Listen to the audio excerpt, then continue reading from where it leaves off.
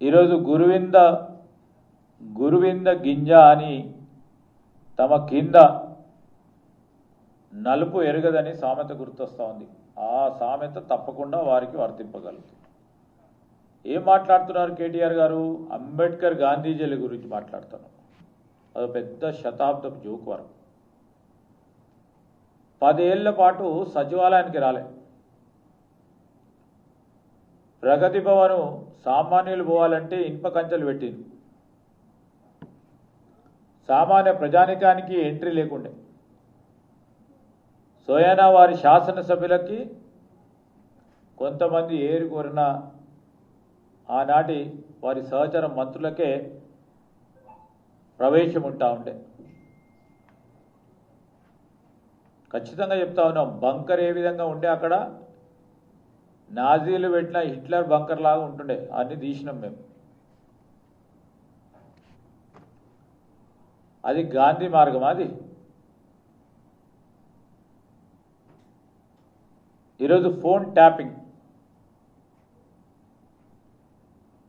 ప్రత్యర్థులపై వారి సొంత పార్టీ నేతలపై ఫోన్ ట్యాపింగ్ సంబంధించిన నిఘా పెట్టిన ఘనత వారిది. అది ప్రజాస్వామ్యమా అని అడుగుతా ఉన్నాం. తెలంగాణ సిద్ధాంతకర్త అయిన జయశంకర్ సారి వారి ఆశయాల ప్రకారం నీళ్లు నిధులు నియామకాలు ఈ 10 సంవత్సరాల్లో జరిగినాయని వారిని ప్రశ్నిస్తా ఉన్నాం.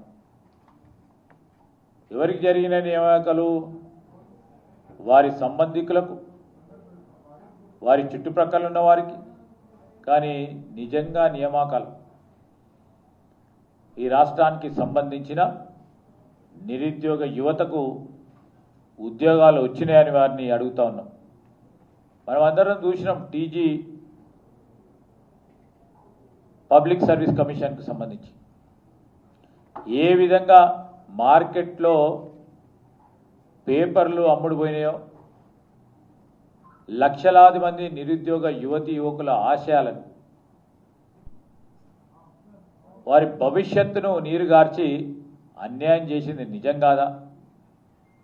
తప్పులన్నీ మీరు చేస్తే మేము అవన్నిటిని కూడా సవరణ చేస్తూ సరి చేస్తూ ముందుకు పోతా ఉంటే ఇంకా నిందలు వేస్తూ ఉన్నారు.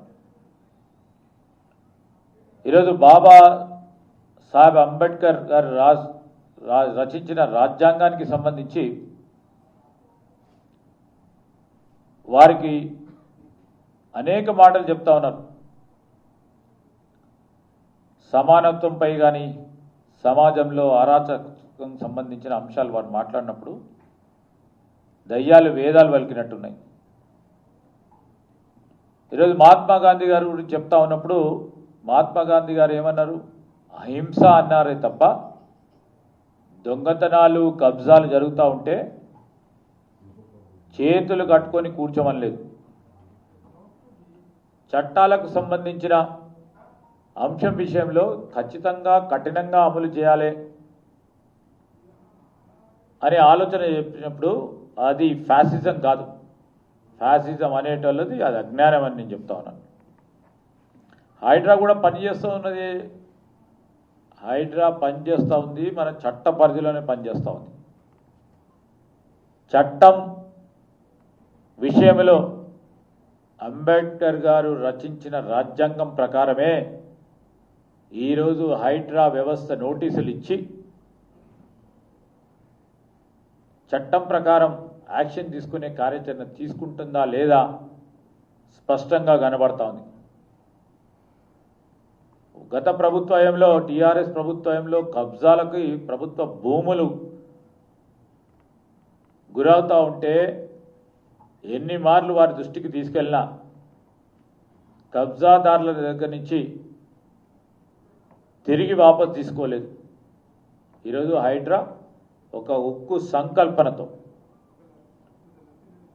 కబ్జాదారుల నుంచి చెరువులు కానీ కుంటలు కానీ వాటికి సంబంధించిన భూములన్నింటిని కూడా ప్రభుత్వ పరంగా చేస్తే దాన్ని సరికాదంటా ఉన్నారు. ప్రజలందరూ కూడా ఒకసారి గమనించాలి.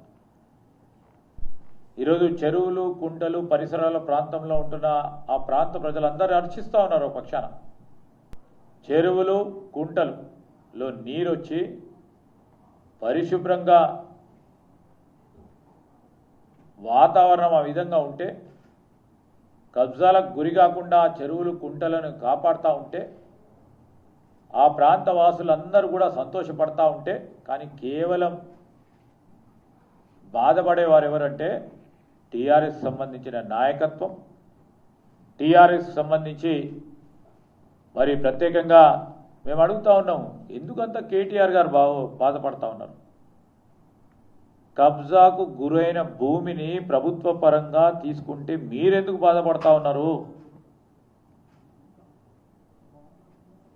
ఆనాడు కబ్జా చేసి ఇతరులకు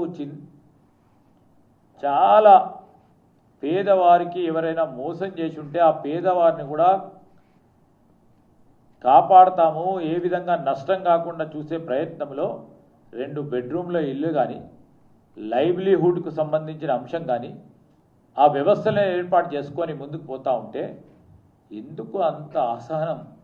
మన భాగ్యనగరం, హైదరాబాద్ నగరం ఈరోజు గ్లోబల్ నగరానికి ఎదగాలని, పరిశుభ్రమైన నీరు, పరిశుభ్రమైన గాలిని పీలవాలనే కార్యక్రమ భాగంలో ముందుకు నడుస్తూ ఉంటే ఈ మార్పు అవసరమని ఆలోచన చేసి ముఖ్యమంత్రి గారు మార్పు తీసుకొస్తా ఉన్నారు. దీన్ని ప్రతి మేధావి, ప్రతి పౌరుడు, ప్రతి సామాన్యుడు స్వాగతిస్తూ ఉంటే మీరు ఎందుకు అంత ఇబ్బంది పడతా ఉన్నారో చెప్పాలని అడుగుతా ఉన్నాం. మా డిఎన్ఏలో ఎప్పుడు కూడా క్రూరత్వాన్ని, అదేవిధంగా హింసాత్మక ఫ్యాసిజాన్ని ఎప్పుడు కూడా సహించేది లేదు, సమర్థించేది కూడా లేదు. హిట్లర్ ఆనాడు వారికి సంబంధించిన ఫిలాసఫీకి సంబంధించిన అంశాన్ని ఒకసారి మేము ఫిలాసఫీని అడాప్ట్ చేసుకోలేదు, ఒక ఐరన్ డిసిప్లిన్గా వెళ్ళాలనే ముఖ్యమంత్రి గారి ఆలోచన. ఆ ప్రయత్నంలో ముందుకు పోతా ఉన్నాం. తెలంగాణ సమాజం ఎవరి అహంకారంపై తిరగబడి ఎవరిని గద్దెదించి ప్రతిపక్షంలో కూర్చోబెట్టిందో, అసెంబ్లీ వారికే కాదు, లోక్సభలో కానీ, స్థానిక సంస్థల ఎన్నికల్లో కానీ, అటు గ్రామ పంచాయతీలో కానీ, ఇటు మున్సిపాలిటీలో కానీ ఇదే నిదర్శనం కేటీఆర్ గారు. నేను ఒకటి మాట మనవి చేస్తూ ఉన్నా. ఈరోజు ఆనాడున్న మాజీ ముఖ్యమంత్రి కేసీఆర్ గారి మాటలు ఇంకా అదే కాదు సార్, ఆయన చెప్పు కంటే కూడా ఎక్కువ అర్థమైందా? కేసీఆర్ సార్ ఉగ్ర నరసింహుడు కాదు, ఇప్పటి సంది హిట్లర్. అయితే ఏ ముచ్చట్ల హిట్లర్ అవతారం ఎత్తిండి అనేది కూడా తెలియాలి కదా, అది కూడా సారే చెప్తాడు. ఎన్నుండ్రి డెఫినెట్ గా దొంగల పాలిట కేసీఆర్ హిట్లరే, తప్పుడు పైరవులు చేసే వాళ్ళ పాలిట హిట్లరే. I wanted to be Hitler, I don't feel shy.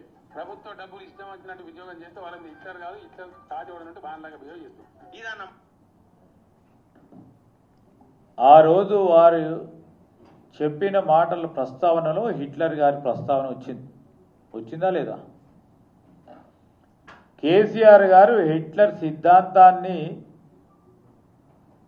అమలు పరిచిండ్రా ఇప్పుడు? మరి వారి ఆలోచన మేరకు కేటీఆర్ గారిని వాళ్ళ నాన్నని అడగమంటున్నాను. ఇప్పుడు ఎందుకు చెప్పినాడంటే హిట్లర్ మూవీకి సంబంధించి కానీ, ఈరోజు కేసీఆర్ మాట్లాడింది కానీ, ఈరోజు మళ్ళా ప్రత్యేకమైన ప్రస్తావనతో కబ్జాదారులని,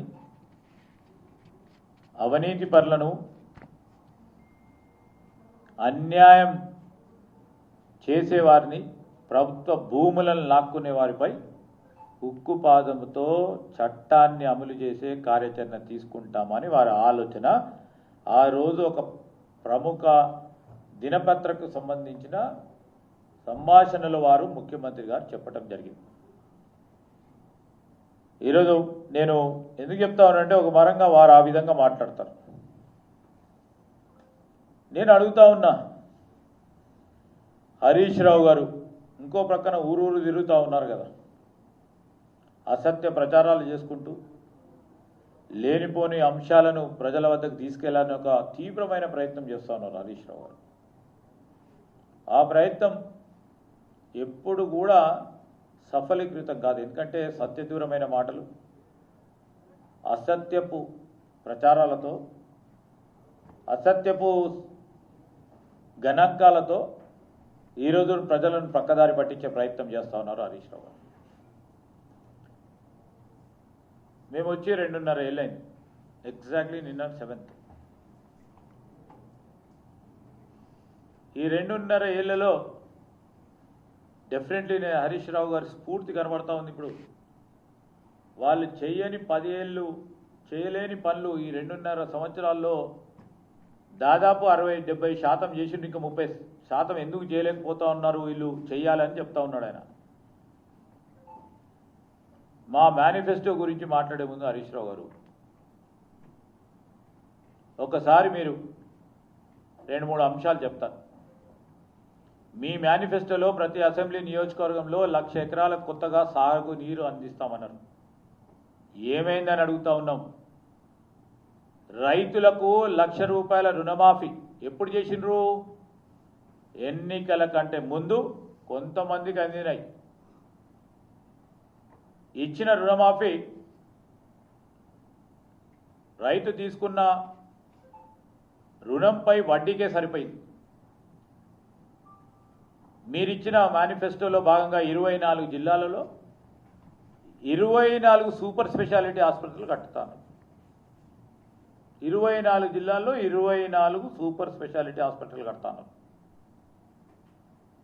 అదేవిధంగా ఎస్సీ ఎస్టీలకు 5,000 కోట్ల రూపాయలతో సంక్షేమ కార్యక్రమాలు అన్నారు. ఏమైనా అవి? అమర వీరులకు సంబంధించి 10 లక్షల రూపాయల సాయం అందిస్తామన్నారు. మీ మాటలతోనే మీరు ఉద్యమ సమయంలో 1,200 ప్రాణాలు తీసుకున్నారని మీ మాటల ద్వారానే ఆ వీడియో కూడా ఉంది. మీ ప్రభుత్వం వచ్చిన తర్వాత 400 మందికి కుదించి ఇంతమంది చనిపోయినారు అన్నారు. మిగిలిన కుటుంబాలకు మీరు మీ ప్రభుత్వ పక్షాన ఏం చర్యలు తీసుకుంది? జీరో. ఇండస్ట్రియల్ పాలసీలో వేటిది? ఏ పాలసీ నిర్ణయం కూడా సరి అయిన విధానంలో వారు తీసుకురాలేదు. ఈరోజు మేము చెప్తా ఉన్నాం, మా తెలంగాణ రాష్ట్రం ఏర్పడ్డ తర్వాత సూక్ష్మ మధ్యతర చిన్న పరిశ్రమలకు సంబంధించి మొట్టమొదటిసారి ఒక పాలసీ నిర్ణయం తీసుకున్నారు. 10 సంవత్సరాలు ప్రభుత్వం వచ్చింది. 10 సంవత్సరాలు మన కొత్త రాష్ట్రం వచ్చింది. ఎందుకు చేయలేకపోయినారు? ఈరోజు మా హెల్త్ పాలసీ కానీ, లైఫ్ సైన్సెస్ పాలసీ కానీ, ఎలక్ట్రానిక్స్ పాలసీసే కానీ, ఈ పాలసీలు ఎందుకు తీసుకొస్తా ఉన్నామంటే ఈరోజు పరిశ్రమలకు సంబంధించి పెద్ద ఎత్తున ముందుకు తీసుకెళ్లే ప్రయత్న భాగంలో ఒక ఆలోచన దృక్పథంతో ముందుకు వెళ్తా ఉన్నాం.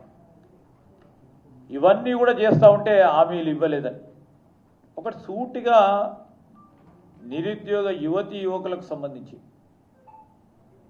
ఇక్కడ చదువుకున్న వారు అందరూ కూడా ఇక్కడ డిగ్రీలు చేసిన వాళ్ళు ఉన్నారు.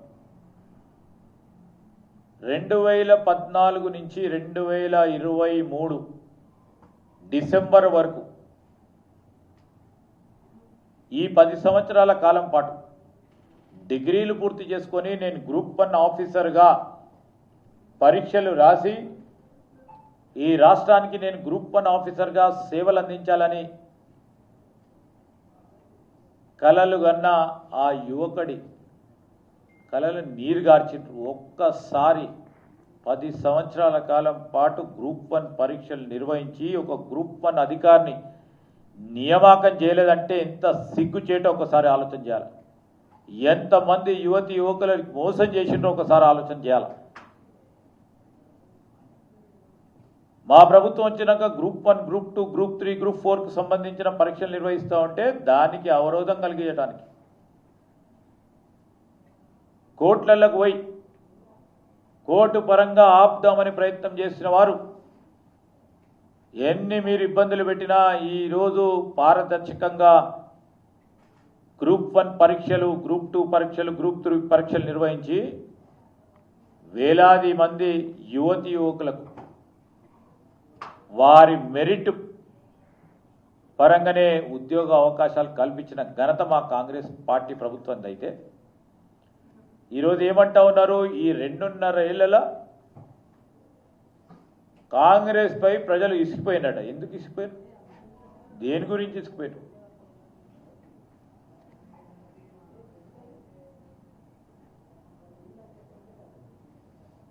కాంగ్రెస్ పార్టీ 7వ తారీఖు డిసెంబర్ 2023 నుంచి మొదలుపెట్టింది ప్రజాపాలన కార్యక్రమంలో ఆ మహిళా సోదరులకు యావత్ రాష్ట్రంలో మహిళలకు ఉచిత బస్సు ప్రయాణం కలిగిస్తే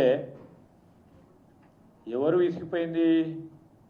టీఆర్ఎస్కు సంబంధించిన నాయకత్వం విసిగిపోయారు. అయ్యో మేం చేయలేకపోయినాం కదా, వీళ్ళు చేస్తూ ఉన్నారు, నిరాశ నిస్పృహతో విసిగిపోయినాం. మేము చేస్తున్న ప్రతి కార్యక్రమాన్ని జీర్ణించలేకపోతా ఉన్నారు హరీష్ రావు గారు. మేము చేస్తున్న ప్రతి పని ఈరోజు మీ గుండెల్లో రైలు పరిగెట్టిస్తూ ఉన్నాయి. మీ మీద ప్రజలు ప్రతిపక్షంలో కూర్చోబెట్టారు.